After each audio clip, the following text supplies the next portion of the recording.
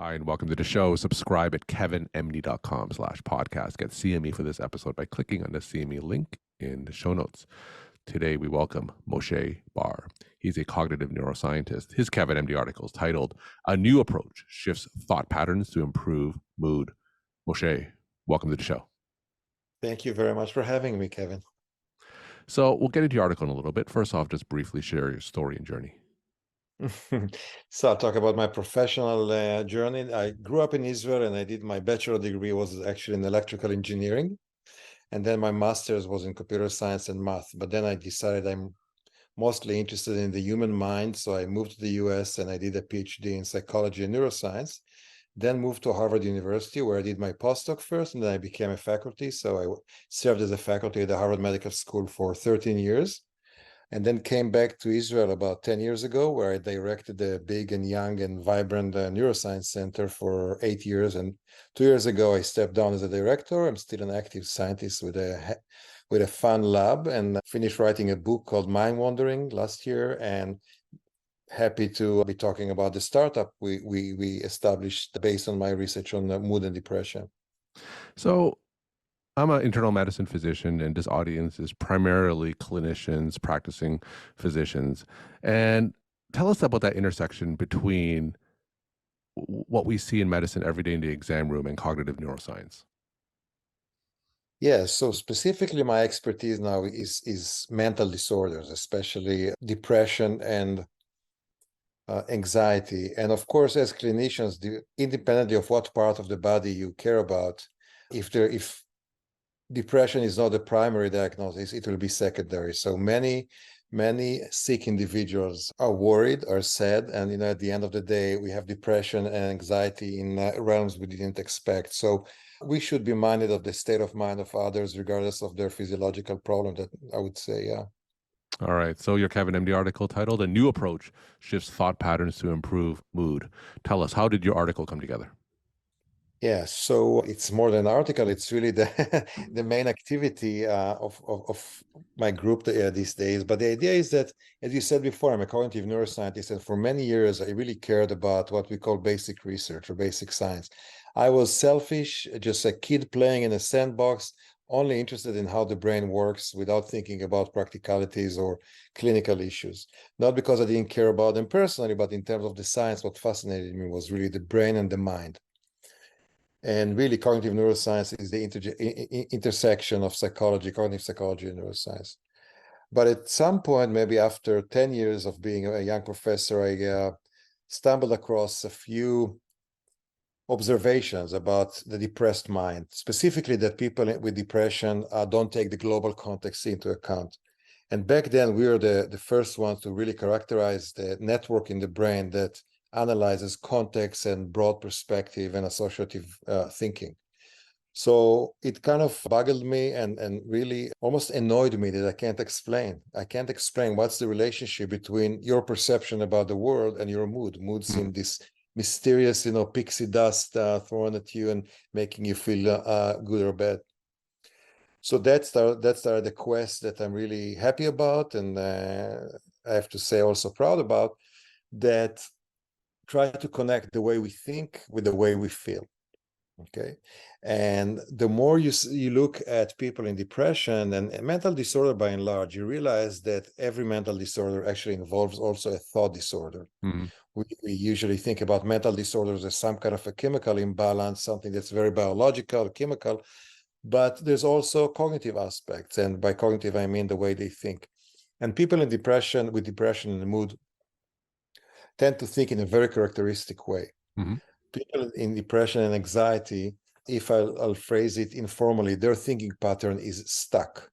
So unless you're a cognitive neuroscientist thinking about thinking, the subjective feeling is that we think in a singular way. It's a monolithic process. We just go from one thought to another. But it's really the proverbial train of thought can move in different ways. And the way the train of thoughts of depressed individuals moves is that it's being stuck. People with depression think more slowly, they think more narrowly, and they think more repetitively. Okay, so just like in a way you can compare it to their physical demeanor. So they really are stuck in their living room. They don't want to get out of bed. They think more slowly, and they keep repeating, we call it ruminations. They keep thinking about the same thinking, the things that make them feel bad. So once we started developing some kind of an understanding of the mechanisms, we decided to start playing, if you will, with the thinking patterns. So can we take somebody with depression and just change the way they think? Okay. And I'm not talking about the content of their thought. There's a whole field of positive psychology that really considers what are you thinking about and can I make you think about more positive things? This is not what we do. What we say is like looking at this train and making it drive in a way that's more healthy. And by healthy thinking, I mean broader, faster, more regional, more flexible, and more global way of thinking. So with cognitive paradigms, which is what I know to do, we started playing with individuals, initially with healthy individuals, because it's not that easy to recruit patients to studies, especially if you're not sure with what you're doing and you're just examining ideas. So we didn't want to bother them before we knew what we were doing. So we took healthy individuals into the lab and we had them read chains of words. This was the first study. Had them read chains of words that expanded in a broad manner versus repeating in a more ruminative-like fashion surrounding the same topic. So, of course, somebody with depression might be ruminating on some bad comment he made last night over dinner, and just keep thinking over and over about the implications and the content and the feelings of other people and what will happen with him now. And a person with a more broad and flexible pattern of thinking would just move on, to other things. Yeah. So similarly, in these experiments, we took chains of words where I'll give you a very basic example, and it's important to emphasize that these words were neutral, emotionally neutral. So again, it's not positive or negative content, but rather just neutral. So let's say I give you a chain that starts with the word table, right? So people with rumination or people that think more narrowly, all the associations will be related to table. So table, chair, tablecloth, dinner, plate, fork, knife, right? So it's all inane in terms of the valence, in terms of the emotions, but it all stays within the same topic. Compare this with a more expansive way of thinking, where I say table, and then you think about tree, and then you think about forest, and then you think about camping, and then you think about bear, and then you think about Winnie the Pooh. So you see how you start from the same point, but somebody with an expansive way of thinking just goes further and further and further. And we've shown this repeatedly that such expansive thinking is associated with a positive mood.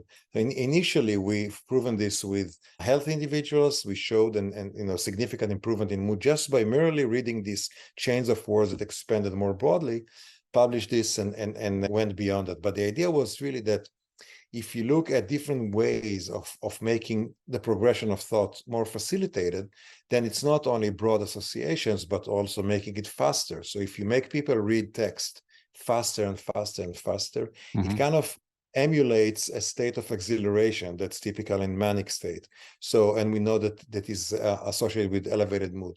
We make people think more broadly, think about the broad aspects, look at the forest rather than the trees. We make people think more creatively. So it's interesting that you can change the way people think with these little games, we call them, which are now translated into games. And we have this app that's based on this research. So the app looks like another game on the App Store, but it is based on paradigms from my lab at Harvard back then that were translated into fun games so that people can rework this system.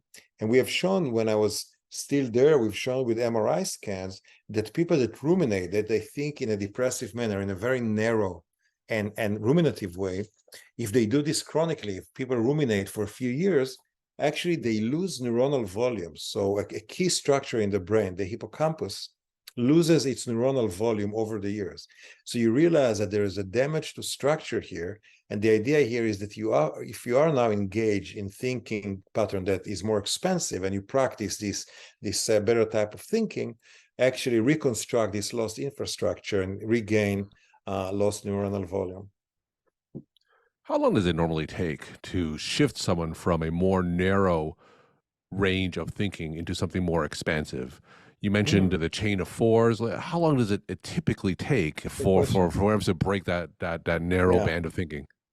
It's an excellent question. So we didn't look for, we didn't look for the record, like, how quickly can we do Yeah, it?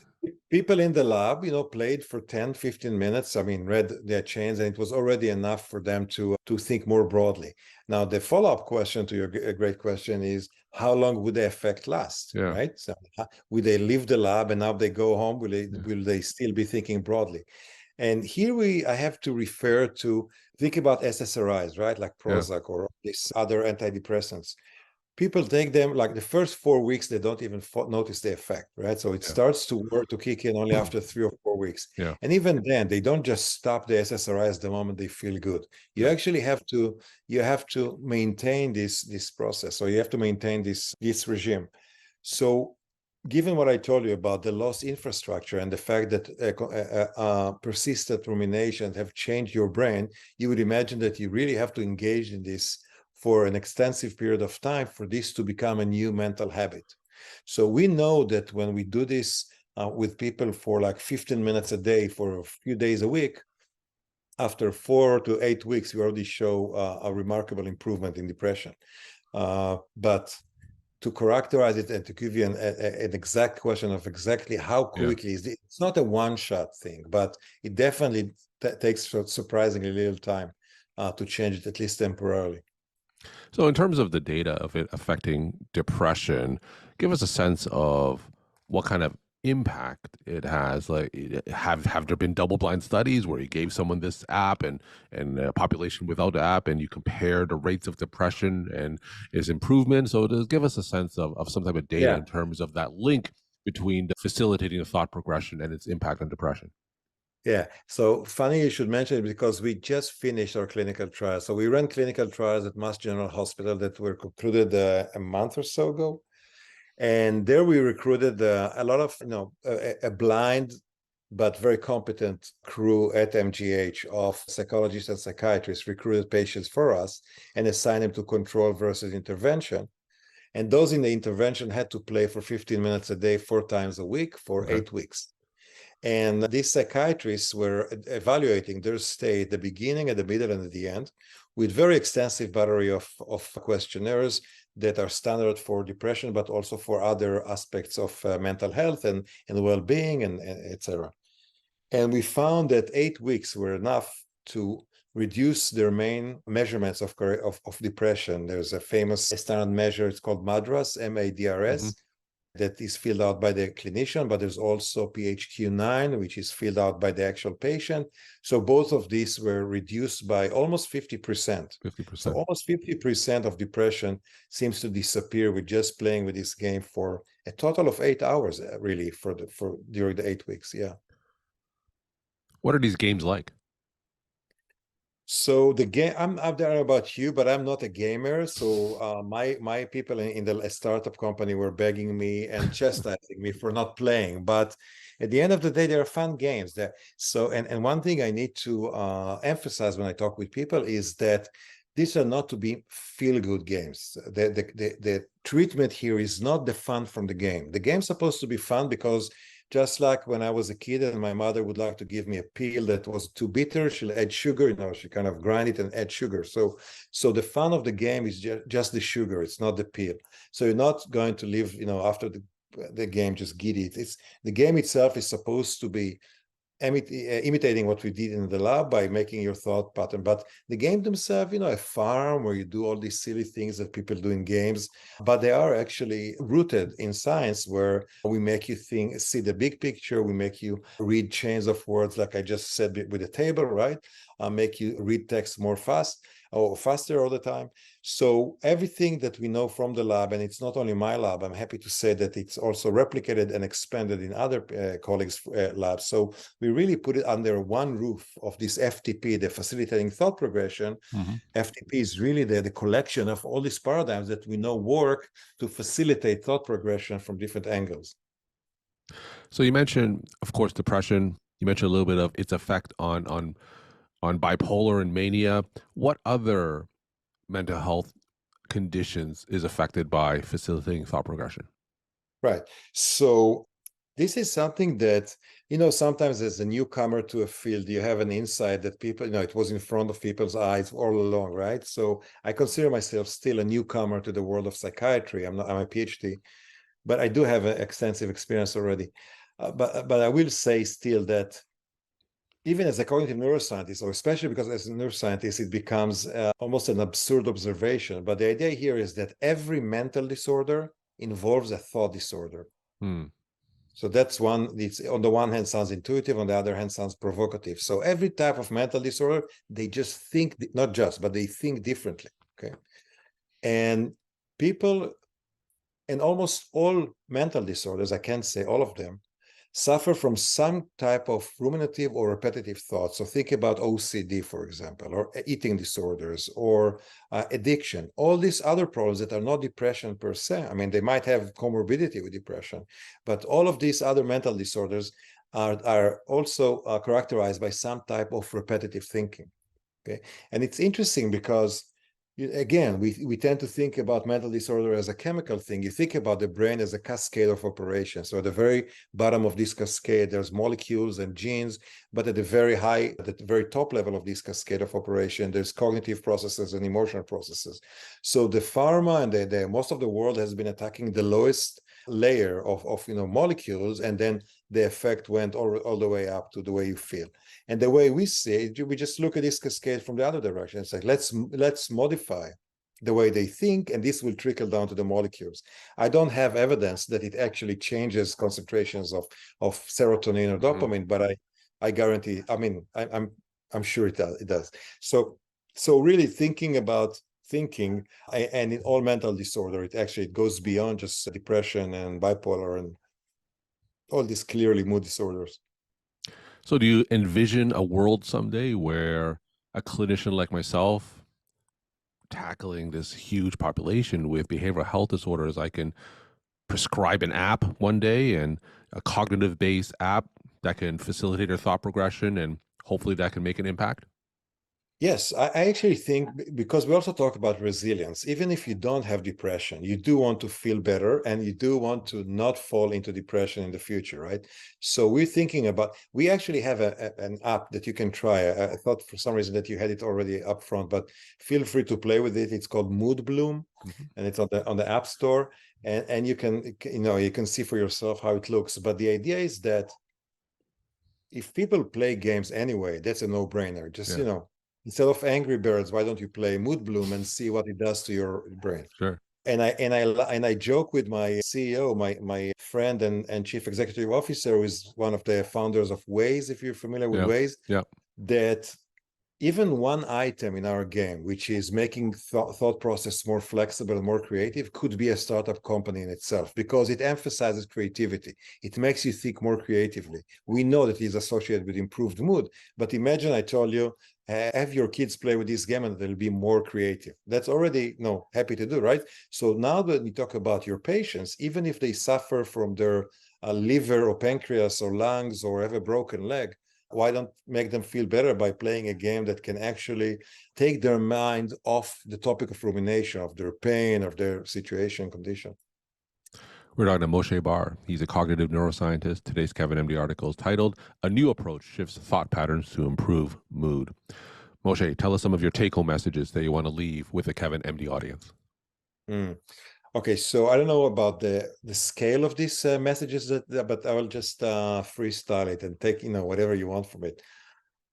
I approach depression with a lot of compassion. I do think about the patient the whole time and their suffering. And other than mood, you probably know about the other criteria for depression, which is anhedonia. They're not able to enjoy the pleasures of everyday life, of biting that mango, listening to this Yeah. story, or enjoying a song. So you think about their state, and it's really sad. And you think about how society accepts them. So I've been seeing a lot of people that deny that depression is even an illness. And I see also others that stigma is very still prominent in our society. I have a distorted vision because I'm surrounded by young students most of my working hours, and this generation talks about their therapist and their Prozac without blinking. But my peers and my people, people that are around my age, they almost hide the fact that they go to a psychologist, and it shouldn't be like this. That's one thing. The second thing that I learned, because even though I'm not a clinician myself, I have many clinician friends and clinicians who worked in my lab and did their postdocs, psychiatrists, etc. So in return, I go to their departments and they work in hospitals and I talk with patients. And you know what really stunned me? You think that, especially what I just talked about, the stigma, you would think that these people would just prefer to preserve their privacy, not to open up. But I was just initially I was excited about it, but then I became sad about it. To what extent they want to open up and tell you about their symptoms and about their thoughts and about their innermost thoughts that you would think, oh, this is too private. I mean, why do you share this with people? But they're not shy to talk about their pain. And I think we should listen. So I'm sure that people, caregivers in the mental world are listening, but even in our game, there's a little grandpa in a little shack that asks the players, tell us how you feel. And you talk to a little phone, nobody's listening on the other end, and people still pour out all these inner feelings. So the extent to which your patients wants to talk about their pain. Last take home might be actually a little too cold, but I'm new to the world of commercialization and making things global. And by the moment I finished, the clinical trials were big success. I thought to myself, we found you can't say a cure. This problem is too complex to cure it with one approach. That's why there are so many good approaches out there, but still there's no solution. But you would think you have something, and I'm a scientist, if there's something so significant, you would think that immediately everybody uses it. But now we get into, let's just spread the word out, let's do some PR, let's convince people that it's important to reduce symptoms by half because it brings people back to the workforce, it brings them back to society, to their family, to the gym. So changing people's lifestyle, I guess it's not enough to show the results, but actually you also have to spread the word. So that's something it's a new challenge and I embrace it. Moshe, thank you so much for sharing your perspective, time, and insight. Thanks again for coming on the show. Thank you very much, Kevin. I appreciate it. Good question.